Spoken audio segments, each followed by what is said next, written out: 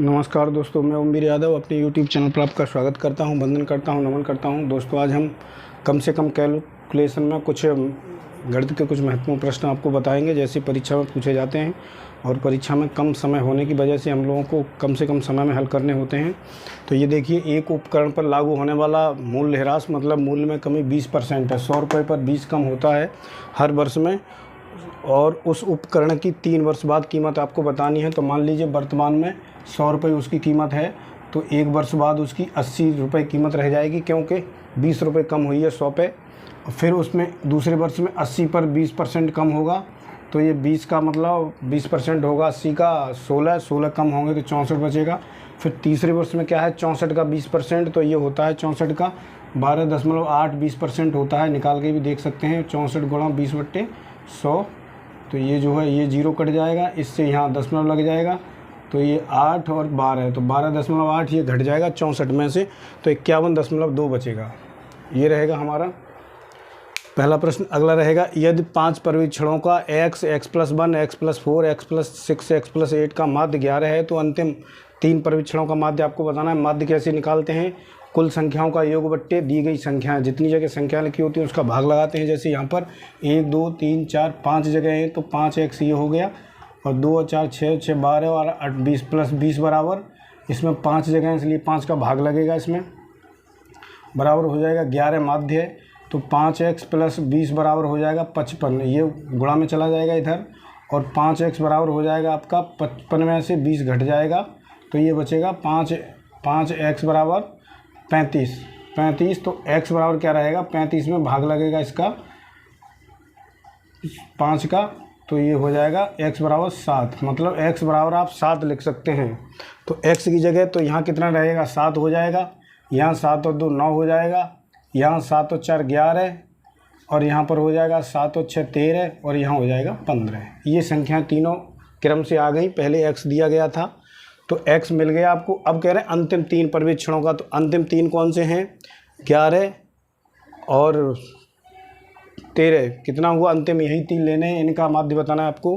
11 और 13 24, 24 और 15, 24 और 15 39 होता है। 39 कितनी संख्याएं? 3 का भाग लगना है, 3 एकम 3, 3 3 9, मतलब 13 आएगा इसका आंसर, तो ये आ जाएगा इसका माध्य।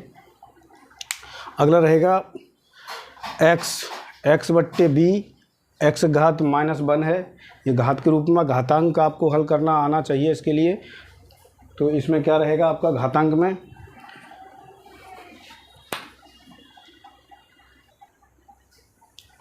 अगला रहेगा जैसे घातांक है, तो घातांक में क्या होता है, 1/b, x - 1 दिया है बराबर b/a, और इस पे दिया है x - 3। इसमें बेस देखते हैं तो बेस उल्टा है इनका, क्योंकि यहाँ a/b है, यहाँ b/a है। तो इसको क्या करते हैं, एक बार अगर पलट दें तो यहाँ पे चिन्ह भी बदलेंगे और ये भी पलट जाएगा। तो इसको लिख सकते हैं आप a/b, इस पे हो जाएगा x - 1। इसको जब a ऊपर कर देंगे b नीचे कर देंगे, तो ये जो माइनस है वो प्लस हो जाएगा, और जो प्लस है वो माइनस हो जाएगा। तो प्लस का 3 हो जाएगा, माइनस का x हो जाएगा। जब किसी का बेस बराबर होता है तो उसकी घातें भी बराबर मानी जाती हैं। तो यहाँ पर जैसे ये बेस बराबर है 1/b बराबर 1/b है, तो x - 1 बराबर 3 + x भी मान लिया जाएगा, माइनस ये माइनस मान लिया जाएगा। इसको इधर करेंगे तो 2x बराबर हो जाएगा 4, x बराबर हो जाएगा 2। ये इसका उत्तर आएगा। तो x की घात 2, अगर इसको हम चेक करना चाहें तो यहाँ लिख सकते हैं, x की जगह 2 लगाइए, यहाँ पे 2 लगाएंगे तो एक घात बचेगी, इसका a/b हो जाएगा। यहाँ 2 लगाएंगे तो इसमें -3 बचेगा, तो माइनस की घात जब बचेगी तो उसको उल्टा करके फिर वही हो जाएगा।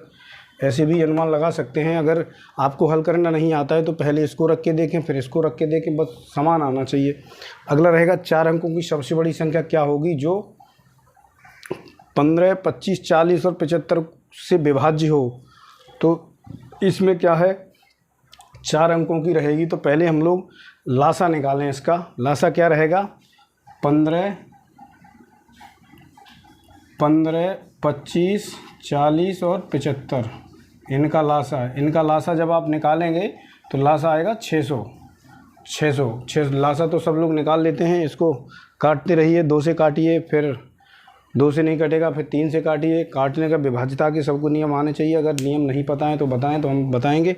600, अब 600 जब आ जाएगा तो यहाँ ऐसे देखते हैं कि 600 से ये कटेगा, 4 अंकों में है सब, तो 6 से 6 कम 6 3 बचेगा, 6 में 30 30 20 तो पूरा नहीं कटेगा, 6 कम 6 3 बचेगा, यहाँ 38 हो जाएगा, 6 में 6 36 20 फिर बचेगा, और 6 कम 6 3 बचेगा, तो ये भी नहीं कटेगा, 6 पन्ना 30 ये। लेकिन सबसे बड़ी संख्या बतानी है, ये 6 से कट रही है, 6 कम 6 3, 6 पन्ना 30 कट गया, लेकिन इससे बड़ी ये भी हो सकती है, तो ये तो है ही है। अगर ये नहीं कटेगी तो फिर यही मानी जाएगी। इसको काट के देखते हैं, 6 कम 6 3 बचा, 6 में 6 36, तो ये बड़ी है। अगर छोटी पूछता है इनमें से, इन तीनों में से, चारों में से छोटी तो ये मानी जाती, लेकिन सबसे बड़ी पूछी तो ये मानी जाएगी आपकी। अगला रह गया, एक खाद्यान्न विक्रेता गलत बाट का प्रयोग कर खरीदते और बेचते समय प्रत्येक स्थिति में 10% की बेईमानी करता है, तो कुल लाभ प्रतिशत आपको बताना है।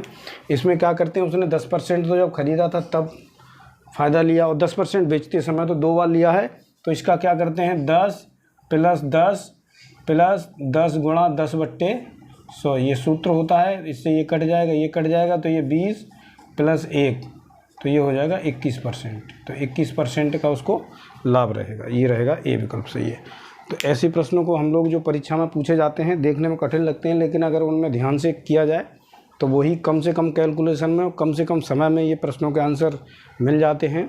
और जब भी हम लोगों को कोई भी कैलकुलेशन आती है दशमलव में, तो थोड़ा उसको अनुमानित भी करके लगा सकते हैं। दशमलव में गुणा भाग नहीं करते रहेंगे, क्योंकि उसमें समय की थोड़ा बचत करनी होती है। तो यहाँ पर जो है आपका दशमलव में नहीं घुसना है केवल, और जब विकल्पों में अंतर दिया है पर्याप्त तब हम लोग ऐसा करते हैं। अगर सटीक विकल्प दिए गए हैं तो उस समय आपको उनका करना ही पड़ेगा, क्योंकि फिर दशमलव में गलती हो जाएगी। Thank you. सब लोग चैनल को सब्सक्राइब करें, लाइक करें, शेयर करें। Thank you. गुड।